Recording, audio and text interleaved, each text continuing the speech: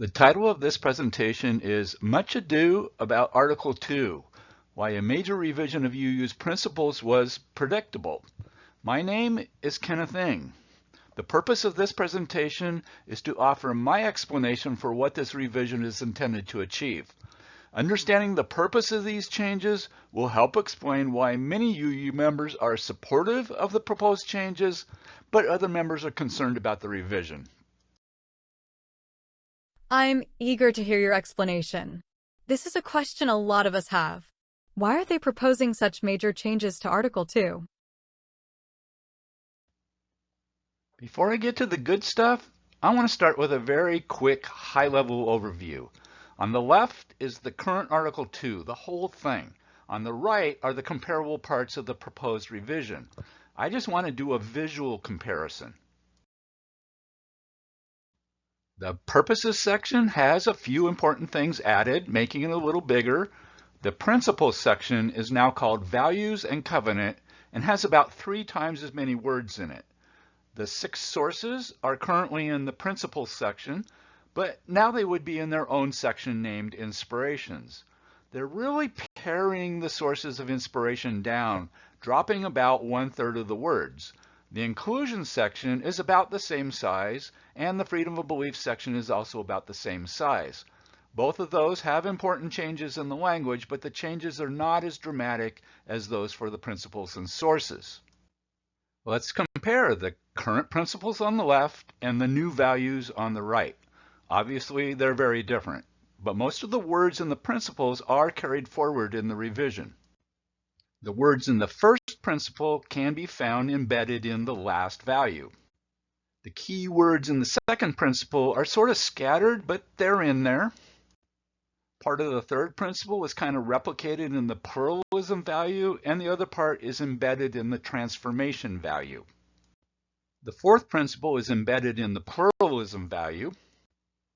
Part of the fifth principle is now mentioned in the freedom of belief section, and the other part of the fifth principle is tacked on to the justice value. The sixth principle is not in the revision. This is the only principle that's completely dropped. The language from the seventh principle is now scattered throughout the interdependence value. So, does this revision eliminate UU's principles? That's technically true, but kind of an exaggeration. It's more accurate to say that the principles are no longer the stars. They're no longer the main emphasis. In most cases, the words are still in there, but they're embedded in paragraphs that are more like mission statements than a concise list of aspirational principles.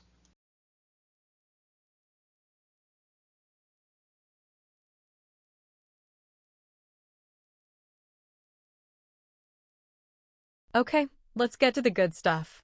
Why are they replacing the principles with paragraphs that look more like mission statements? There's a fairly straightforward way to describe why they're doing this. They want UUs to make a commitment to act. Think of those 2 words, commitment to act. They think the current covenant to affirm and promote the principles is not a strong enough commitment. The free congregations promising to one another their mutual trust and support does not feel like a strong commitment. Neither of these are commitments to act.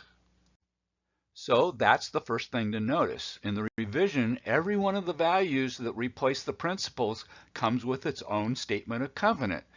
And what kind of covenant is it? It is a covenant to do something. They are commitments to act. How can we tell? Because these mission-like statements have verbs. The current principles lack verbs. They want to add verbs. Almost every proposed value statement has a verb of some sort. Honor, celebrate, work, adapt, cultivate. Every following mission statement has multiple verbs. Protect, create, nurture, repair, learn, embrace, dismantle, support, transform, grow, being open to change, share, connect, use, build, sustain.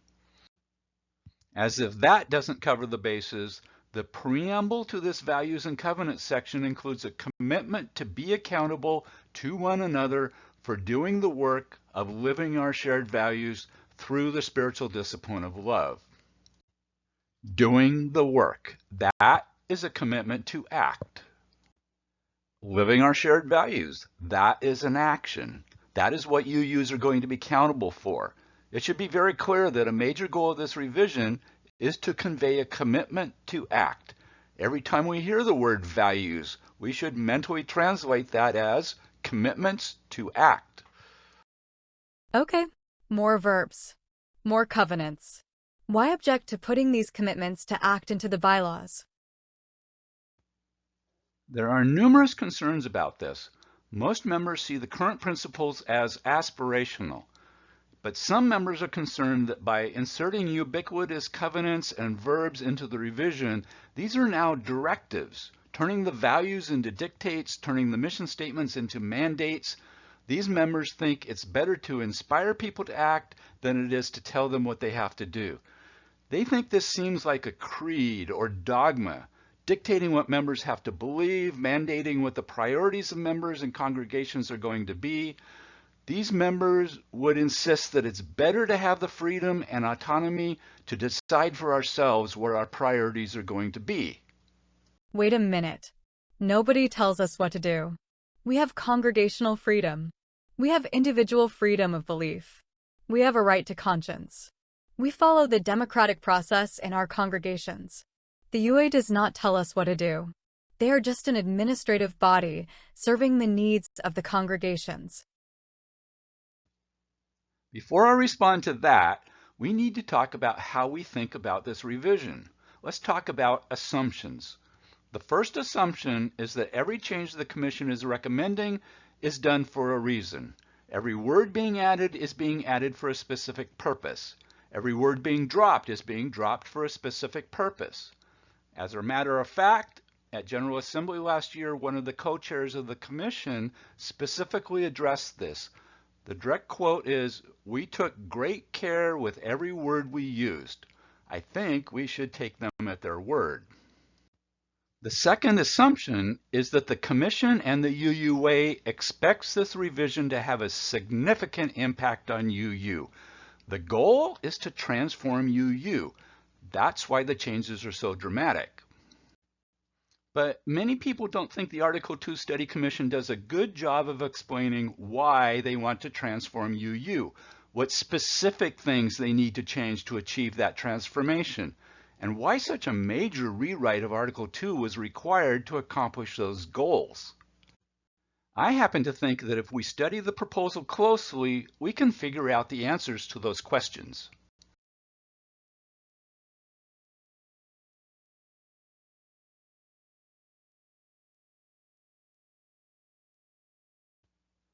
Remember the Widening the Circle of Concern report? That came out in 2020 and is considered to be the blueprint for the future of UU.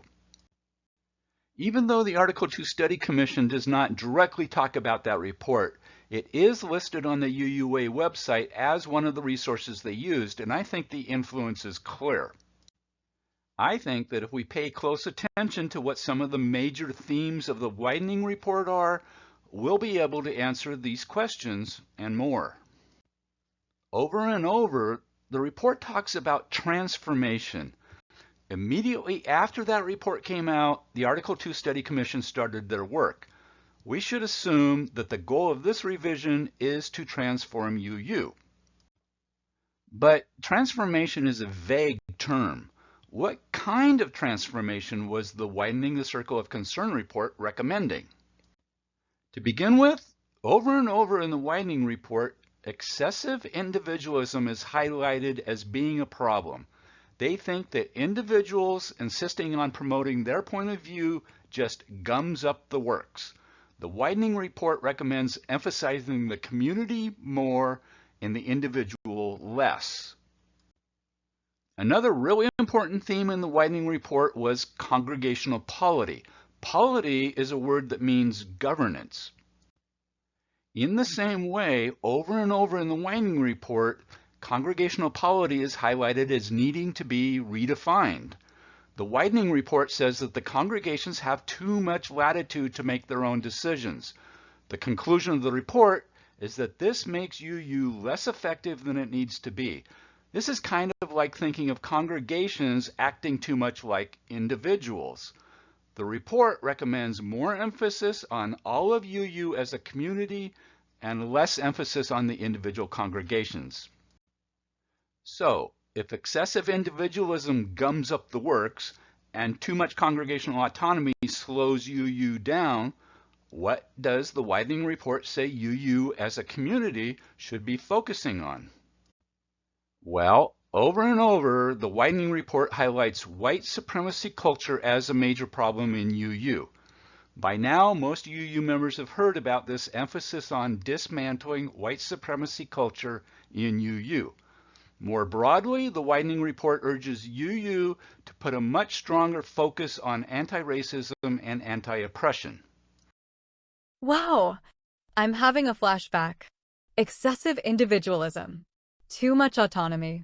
Those are basically two of the three things that Reverend Frederick Muir called out as UU's Trinity of Errors in his 2012 Berry Street essay. Reverend Muir was talking about individual members. But now I'm thinking that the Widening the Circle of Concern report just took this to a higher level. Instead of only critiquing individual members, the Widening report is also critiquing individual congregations. Why wouldn't this apply to congregations? Congregations that are too focused on themselves instead of the larger movement. Congregations that are allergic to handing over power and authority to the association as a unified body. I think the widening report is diagnosing the same trinity of errors, just at a higher level. I honestly have never heard anyone describe it that way before, but it makes a lot of sense. Even the title of the essay, From iChurch to Beloved Community, can apply to the next level. In fact, it seems like a lot of the time our national leaders are talking about beloved community being all of UU. So why wouldn't the Trinity of Errors apply to congregations in their relationship with the association as a whole? This happens in business all the time. A small company is bought up by a larger company, and now the small company needs to sacrifice a lot of their autonomy to be aligned with the larger mission. So, show me where the Article 2 revision is doing these things.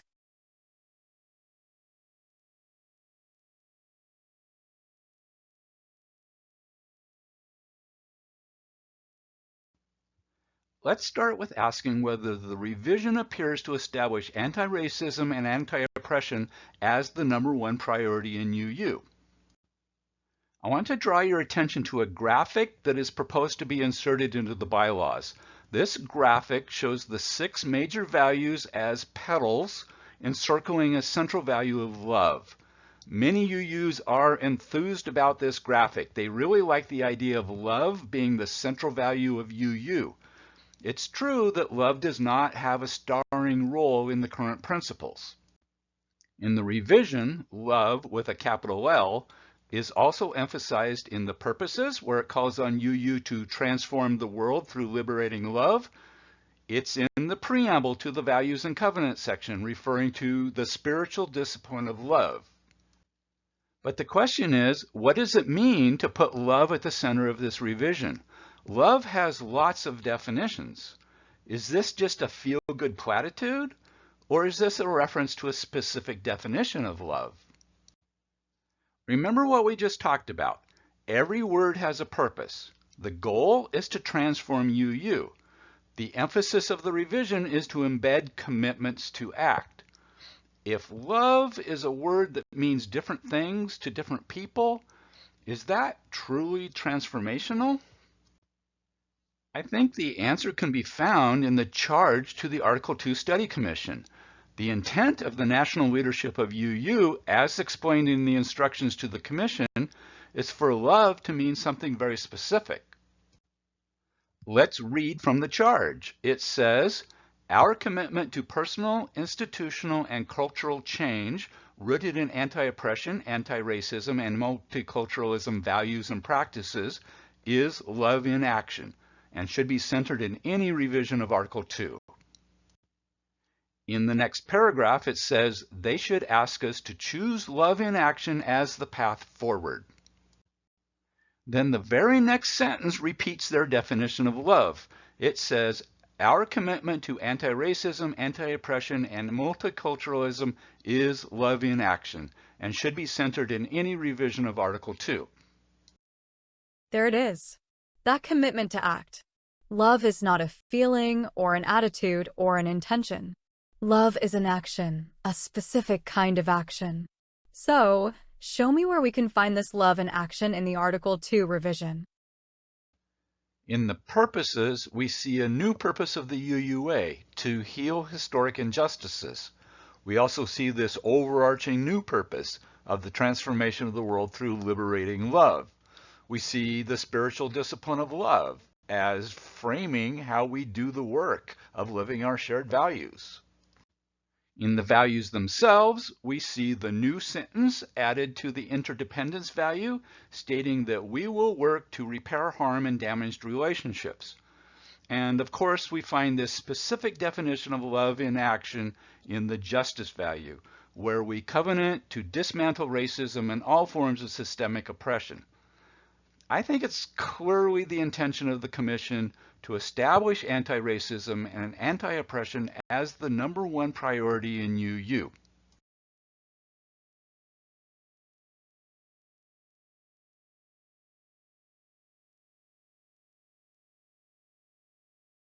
But our social justice work is only one part of being a Unitarian Universalist.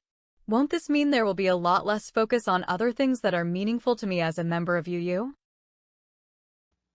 That's a good question. Let's look a little closer at the changes to the sources of inspiration. In the current Article 2, there is a list of 6 different kinds of sources of inspiration. In the revision, a new section is being created that is called Inspirations. At first glance, we see that this section is about 1/3 smaller than the current sources. In general, the sources will no longer be spelled out and mentioned by name. Instead, the new Inspirations section talks about things in more general terms. The very first source is carried forward. This is the direct experience of transcending mystery and wonder. In the current sources, there are also specific references to the words and deeds of prophetic people, the wisdom from the world's religions, Jewish and Christian teachings, humanist teachings heeding the guidance of reason and the results of science, and spiritual teachings of earth-centered traditions. In the new Inspirations section, all of these sources are reduced to referring to sacred, secular, and scientific understandings. The explanation we get from the Commission is that any specific list inevitably will leave out some sources of inspiration, so they think it's better to not even try to list the specific sources of inspiration. That's a big change. It makes me wonder whether removing the specific sources of inspiration makes UU more attractive or less attractive to potential members. Another good question.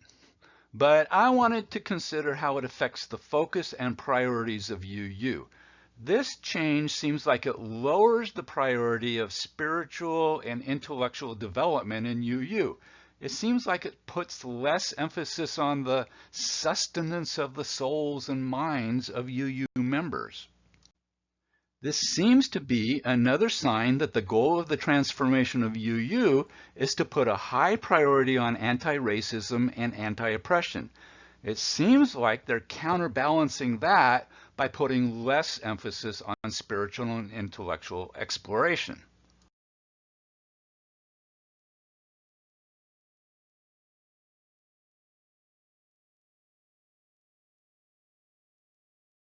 So, what about the other ways the proposed revision is intended to transform UU? Show me where the Article 2 revision is emphasizing the UU community over the individual congregations. First, let's compare the purposes sections. Remember, every word that is added to serve a purpose. Every word that's removed is removed to serve a purpose. The most notable change to the purposes is the removal of the primary purpose of the association, which currently is to serve the needs of its member congregations. This has been a clear statement of the role of the UUA, which designated it as an administrative body. Removing that primary purpose expands the role of the UUA beyond administration. Some people will assume that the new primary purpose, to assist congregations in their vital ministries, means the same thing. Later, I'll go into more detail about why rewording the first purpose is a really big deal, but I need to give you a lot more background information before my explanation will make sense. For now, I'll simply say that this change in the wording of the first named primary purpose enables a redistribution of power and authority in Unitarian Universalism. That would certainly be a big deal. Remember this slide on the right, showing how the widening of the circle of concern report highlighted congregational polity as a problem? I want to point out that the first order of business, as outlined in the charge to the UUA Commission on Institutional Change, was to conduct an audit of power structures within the Unitarian Universalist Association. So we should not be surprised that the Article 2 revision sets the stage for a redistribution of power in UU. Notice that in the current Article 2, it explicitly refers to congregations as free. It says that as free congregations, we enter into this covenant promising to one another our mutual trust and support. In the revision, it removes this confirmation that the congregations are free. Remember, every word is added or subtracted to serve a purpose. Some members will point to the changes in the freedom of belief section where it mentions congregational freedom. But other members are very concerned about how the Commission chose to describe congregational freedom. The revision says congregational freedom is central to our Unitarian Universalist heritage. This is a very ambiguous phrase. Some members interpret this as referring to the past, but not explicitly applying to the future. Again, every word matters. Why doesn't it just clearly confirm congregational freedom is guaranteed going forward? Given the way the widening the circle of concern had identified congregational freedom as being a problem, this ambiguity probably serves a purpose. We can see more evidence of the demotion of congregational autonomy when we compare the overall covenants in the current version and the proposed version. In the current version, we covenant to affirm and promote the 7 principles. Then, as free congregations, we enter into that covenant promising to one another our mutual trust and support. This is admittedly a soft covenant. It's a covenant of best intentions. Now let's look at how the overall covenant is worded in the revision. The covenants are more explicit and broader. It says, we covenant congregation to congregation and through our association. Those extra words matter. They could have simply said, we covenant to support and assist one another in our ministries, leaving out those extra words, but they didn't. This new wording of the overall covenant appears to make congregations answerable to each other in new ways, and even implies that the congregations will be answerable to the association in new ways. These broader covenants seem to be aimed at the perceived problem of congregations having too much autonomy.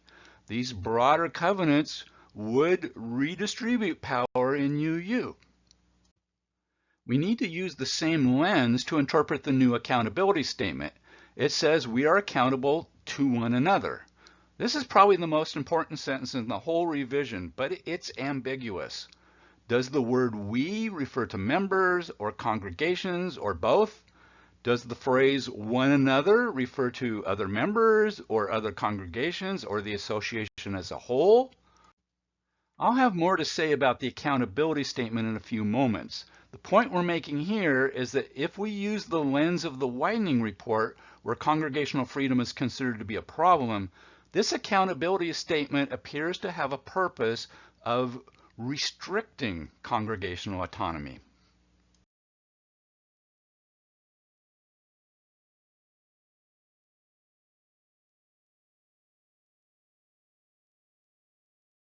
That accountability statement also appears to restrict individual prerogatives. Which brings us back to the third objective of the revision. Show me where the Article 2 revision is emphasizing the community over the individual members. As we showed before, the Widening the Circle of Concern report identified an emphasis on individualism as being a problem in UU. Perhaps the strongest protection of individual freedoms in the current Article 2 has been in the freedom of belief section. The current version says, "Nothing herein shall be deemed to infringe upon individual freedom of belief." That is what makes sure that the principles and sources do not become a creed. Individuals are guaranteed the freedom to interpret the principles, to act on the principles, to draw inspiration from a broad range of inspirational sources in a way that is consistent with their individual beliefs. Now let's look at the changes to this section. Nowhere does it mention individual freedom of belief. Nowhere does it include language that clearly says that freedom of belief is protected going forward. It does mention the individual's right of conscience, but only in the context of our Unitarian Universalist heritage. That is backward-looking, not forward-looking. This is going to sound like a broken record, but every word that is being removed to serve a purpose. If the intent was to preserve an unequivocal protection of freedom of belief, all they had to do was leave the current statement in there. Nothing herein shall be deemed to infringe upon the individual freedom of belief. That would make it crystal clear. But many people might ask at this point, is freedom of belief truly endangered? That is our cue to look at the proposed change to the inclusion section. The intent of this section has been to unequivocally state that we truly welcome all persons in Unitarian Universalism. This is the explicit commitment to diversity and multiculturalism. In the proposed revision, there is now a caveat on that statement of inclusion. The proposal is that Unitarian Universalist congregations will only truly welcome all persons who share our values. It sure is curious to place a justification for exclusion into a section that is supposed to be about inclusion. And this is not just about new members. This means that if a member is judged to not share our values, they are no longer welcome. I think that the proposed transformation of UU is most clearly explained by those 4 words. Note that the words "our values" are not ambiguous. Our values are these value statements that are proposed to replace the principles. All of these values include a couple sentences that attempt to articulate what commitments to act are mandated by these values. So let's go back to that caveat. Instead of reading this as "who share our values," substitute "who share our commitments to act." I think that translation can affect how we think of this caveat. It really ups the stakes. Maybe we aren't that worried about being told what to think. I mean, good luck with that. But being told what to do seems like more of an infringement on our individual sovereignty. And remember, the freedom of belief section no longer says that nothing herein shall be deemed to infringe upon the individual freedom of belief. The new freedom of belief section seems to relegate the individual right to conscience to the past. Nothing in the freedom of belief section appears to override the new caveat in the inclusion section. And because we will be committing to be accountable to one another, isn't this going to be up to some kind of tribunal to interpret what these values mean?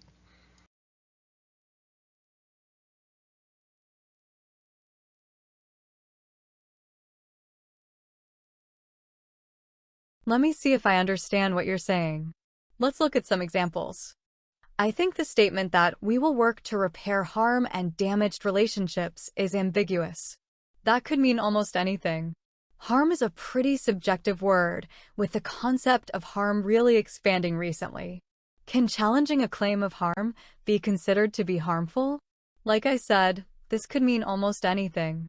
And what you're saying is that if I don't agree with how this sentence is interpreted by some governing body, if I don't agree with what specific action this calls for, I might no longer be welcome in UU, because supposedly I don't share UU's values. Also added to the interdependence value is this covenant to protect all beings from exploitation. That is pretty vague. I worry that this phrase could be interpreted as a rejection of markets and capitalism. If I call an objective like that into question, does that mean I don't share UU's values?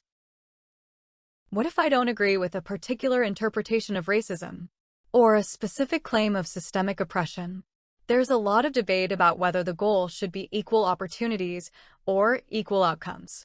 The Widening report says that institutional racism creates different outcomes for different racial groups, so it defines racial equity and justice as both equitable opportunities and equitable outcomes for everyone. I don't think equal outcomes are realistic. I think equal opportunities are the right goal, so it matters to me how racism and systemic oppression will be interpreted in Article 2. And this word, dismantle, what does that mean? What does dismantle white supremacy culture really mean? The Widening report doesn't really give us a clear definition. I have heard some interpretations where this would mean abandoning some values that are really important to me, like logic and reason, and using evidence to make claims about truth. If I still think those are important, does that mean I am no longer welcome in UU because I don't share UU's values? Can my difference in opinion be interpreted as not being open to change, not willing to transform, not willing to adapt, merely because I oppose changes that are being promoted? I am reminded of a distressing thing I saw at General Assembly last year. In her farewell address at GA, the outgoing UUA president really came down hard on members who opposed some of the things the UUA is doing.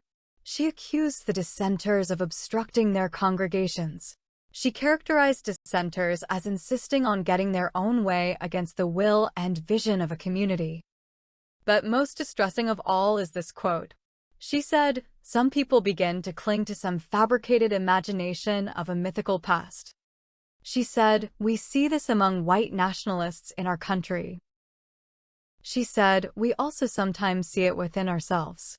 I mean, wow, our president basically said that people that disagree with the UUA are as bad as white nationalists.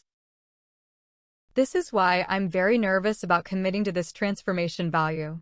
UU doesn't have a good track record of tolerating dissent recently. Well, enough about the transformation value. Let's look at a few more of the values. Does the new wording of the fourth principle, where they added the words, "to learn from one another," mean that our free and responsible search for truth and meaning is no longer guided by our individual right to conscience and individual freedom of belief? This reminds me so much of that place in the Widening report where it suggested that we operate as a collective based on principle, so that this free and responsible search is done within the boundaries of communities. Recently, we have seen books being condemned, ministers being disfellowshipped, and booths at GA being denied, simply due to a pretty narrow interpretation of what a free and responsible search for truth and meaning looks like.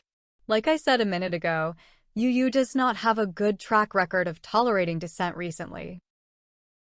And what is an inclusive democratic process? What does the word inclusive mean here? And why does it only say we support democratic processes? That doesn't sound like a commitment. If these are actually hedges on UU's commitment to democratic processes, and if I protest about something I consider to be undemocratic, does that mean I don't share UU's values? I remember very well the moment at General Assembly last year when a very influential minister in UU accused people of being racist and sexist for persistently challenging whether the UUA is following its own bylaws and using the democratic process. Can I be accused of not making an appropriately generous financial contribution, donating too little, and be judged as not sharing a value of generosity, and thus I am no longer welcome in UU?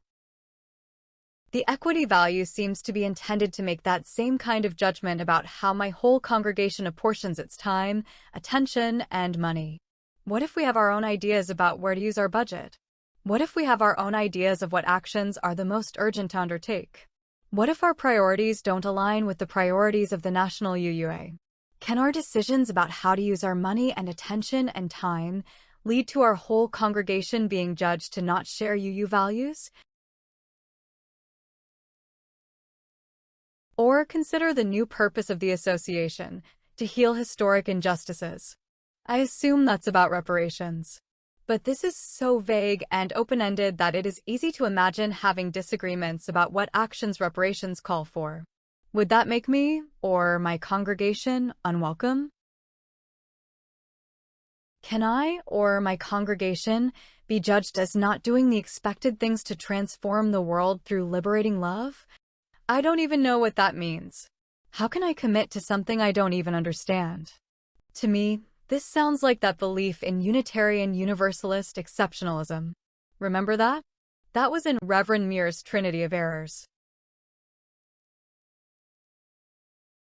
I want to go back to the accountability statement.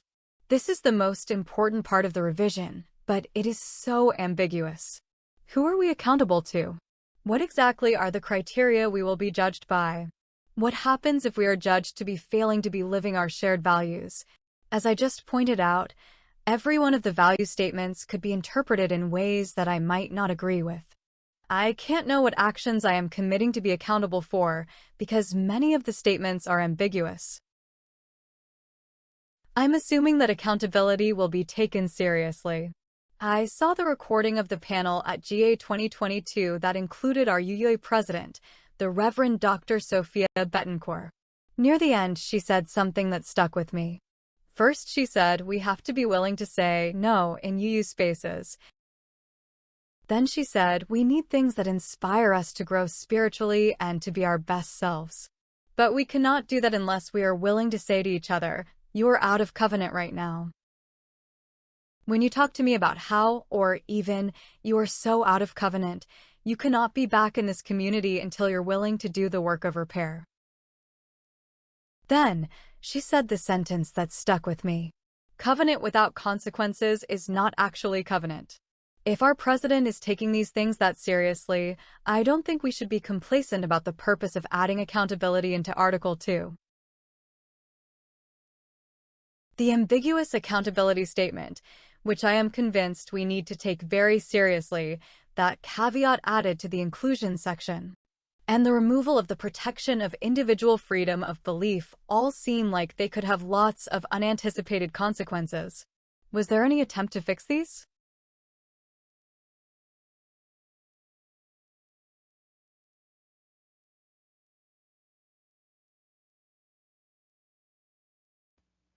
Yes, there were attempts to fix some of the concerns about the Article 2 revision.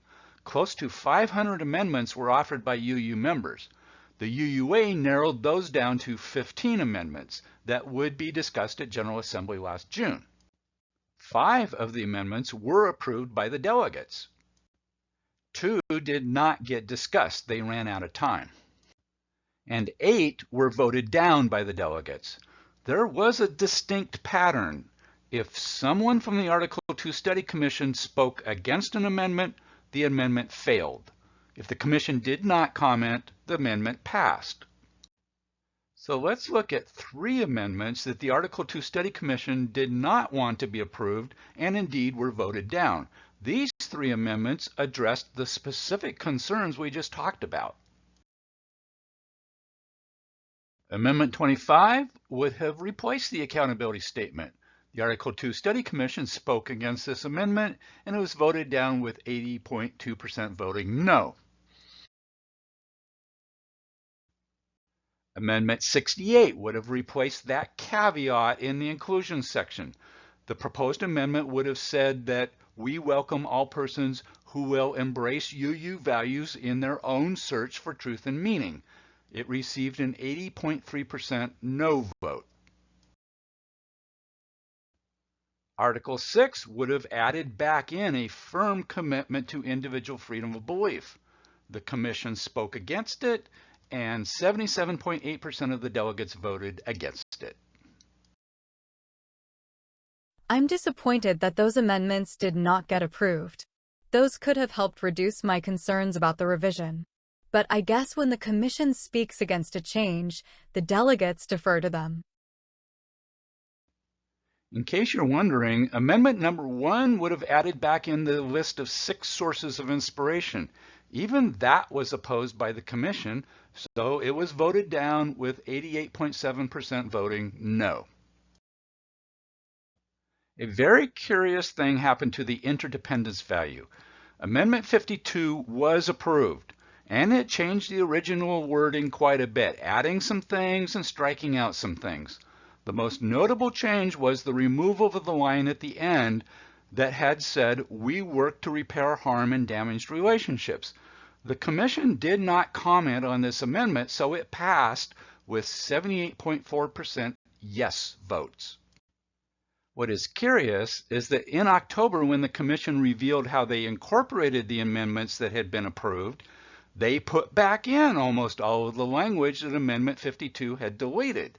Those deletions had been approved by over 3/4 of the delegates. Since the Commission also rearranged the language, it's kind of hard to show you what happened. But here's the gist of what they did. They kept most of the new words, those are in green. But the only deletion they kept was where cherish Earth was changed to protect Earth. All of the other deleted words, shown in dark red, were put back in. Most notable, the Commission put back in the last sentence, which says, "We will work to repair harm and damaged relationships." Wow! The Commission overrode the vote of the delegates? I mean, rearranging words is expected, but putting back in whole sentences that had been deleted? That sentence was one of the ones that I was concerned about. It is ambiguous and could mean almost anything. It must have been very important to the Commission if they felt it necessary to override the deletions that the delegates had approved.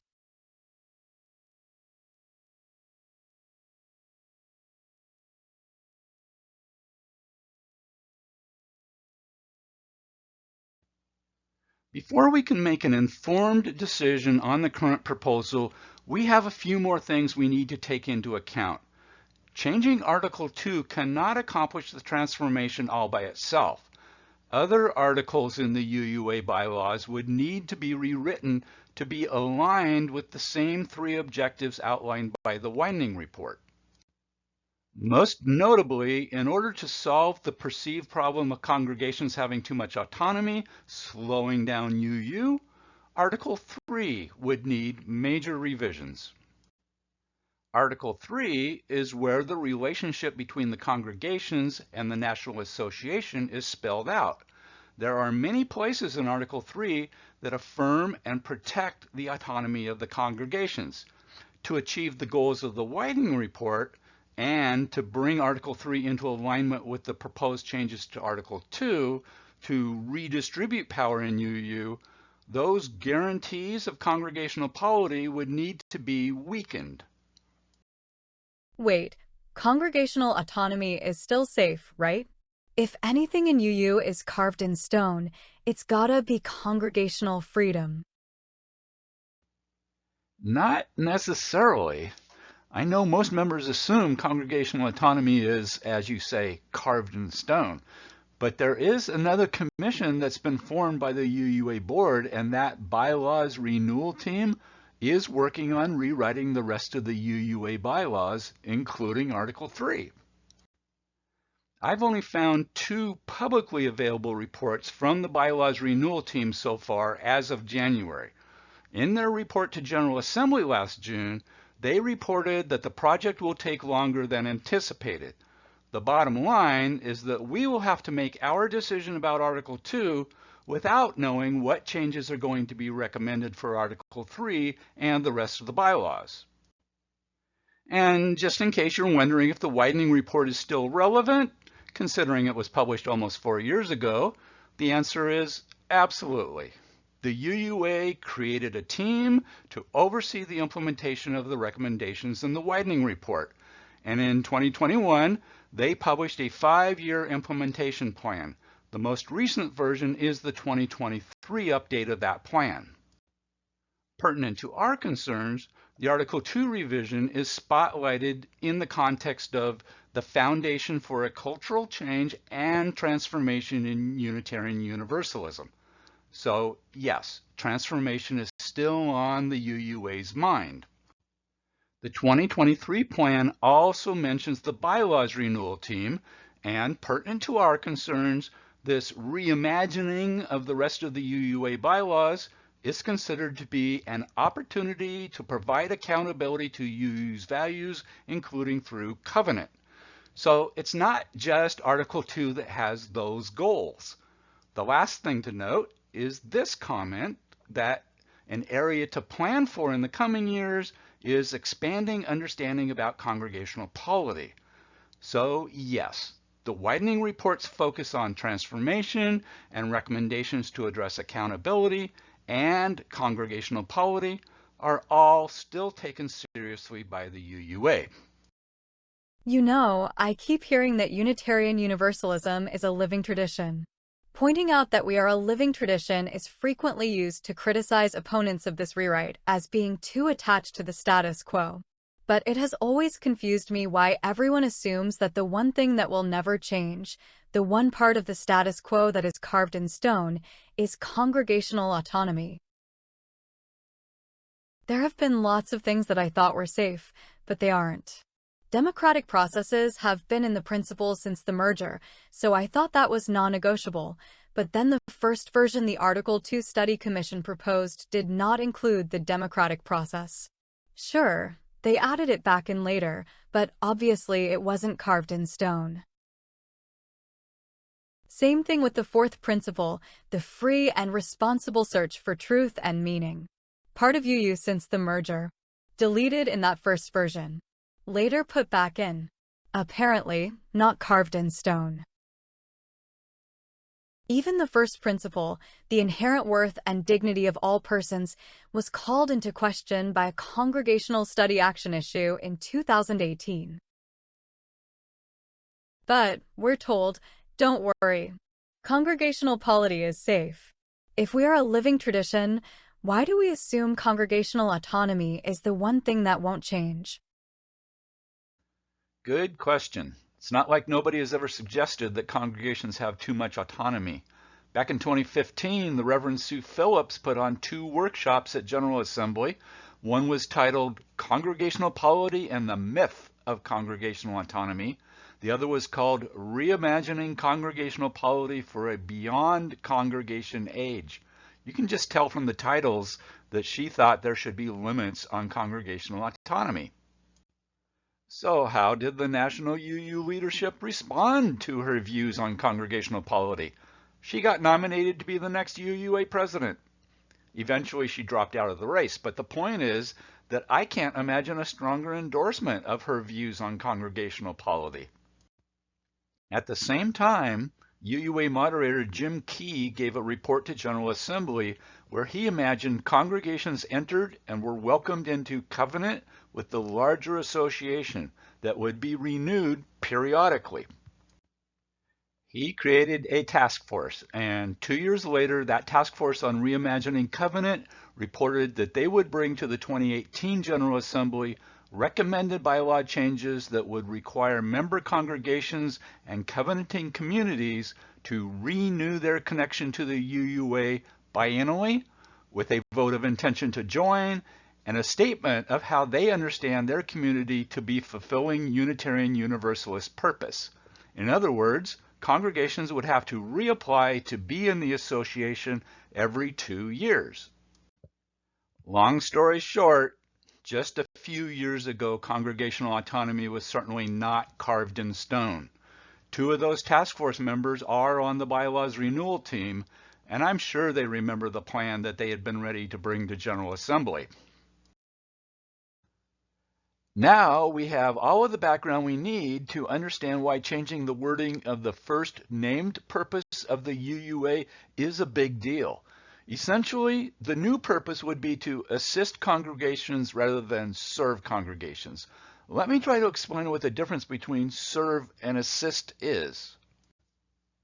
It's about the implied power relationship.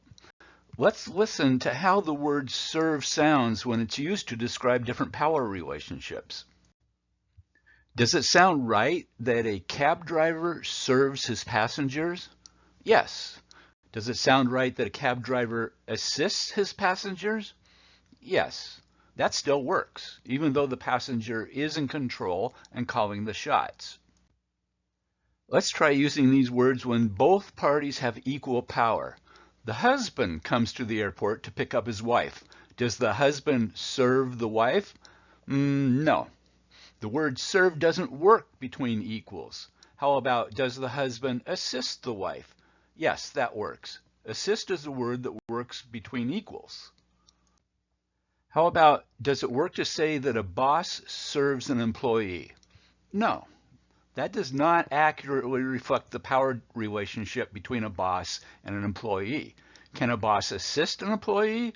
Yes. A boss can assist an employee without implying that the employee has any power over the boss. Now let's try these out in the context of UU. If the congregations are in control and calling the shots, does it sound right when we say the UUA serves the congregations? Yes, obviously. Does it still sound right if we say the UUA assists the congregations? Yes, that still works. Both words work when the congregations have the power. Can the congregations and the UUA have equal power if the purpose of the UUA is to serve the congregations? No. The word serve locks in an unbalanced power relationship. What about if we say that the purpose of the UUA is to assist the congregations? Yes, that wording allows for a balance of power between the congregations and the UUA. If there was a vision of making congregations accountable to the UUA, essentially giving the UUA the authority to control the priorities of the congregations, wouldn't having the word serve as the primary purpose block off that possibility? Doesn't using the word assist instead of serve open up the possibility that power could be centralized in UU and that the UUA could be given the power to hold congregations accountable and control their priorities? Yes, the word assist fits that power relationship. In other words, changing the primary purpose from serving congregations to assisting congregations does not force a redistribution of power in UU. Both words work if the congregations retain their power, but it allows a rearrangement of power because the word assist works for all varieties of power arrangements. In other words, if there is a vision of centralizing power in UU, the word serve had to be replaced. This is why many of us think this change in wording is a really big deal. Anything that weakens congregational autonomy like this could is something we need to take very seriously. Speaking of accountability, there's one other initiative at the national level that's relevant to our decision about Article 2. Responding to a clear recommendation in the Widening Report, the UUA Board of Trustees is creating 2 accountability teams. The purpose of the accountability teams is to monitor how diligently the UUA Board and the UUA administration attends to UU's anti-racism and anti-oppression missions. With that focus, the representatives in the accountability teams will be exclusively from identity groups of historically marginalized or oppressed people. The details about how the accountability teams will operate is still being worked out, but the purpose seems clear.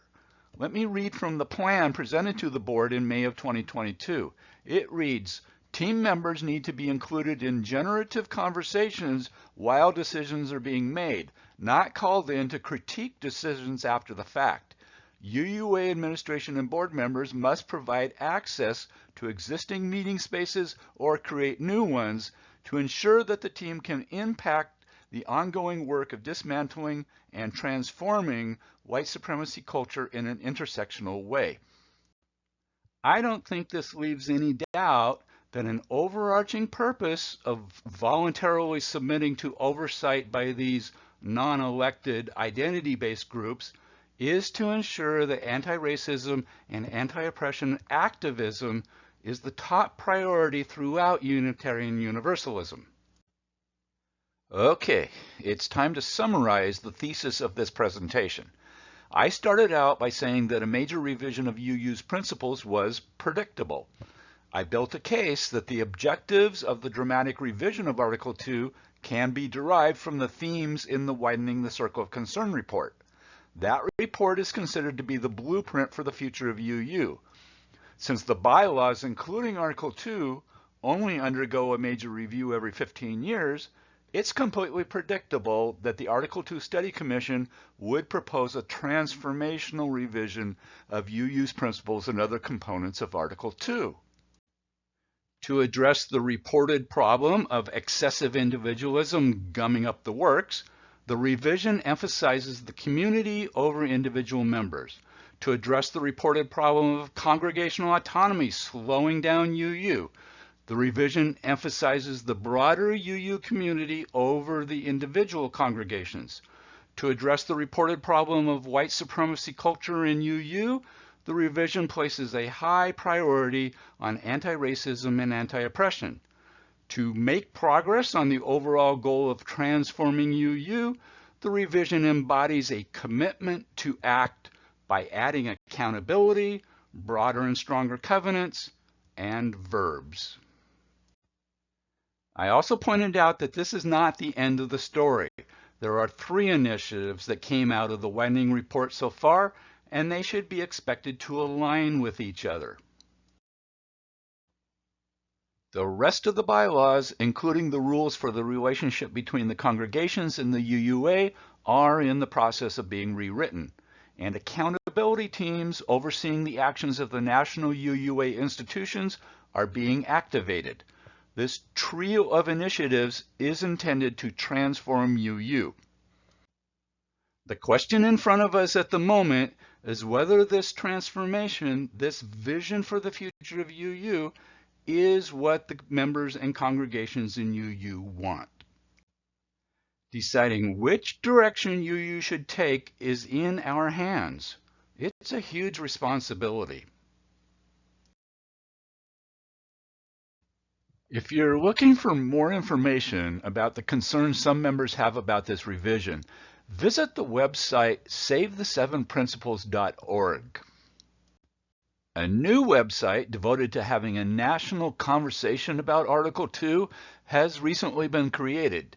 Join that conversation at uutheconversation.org.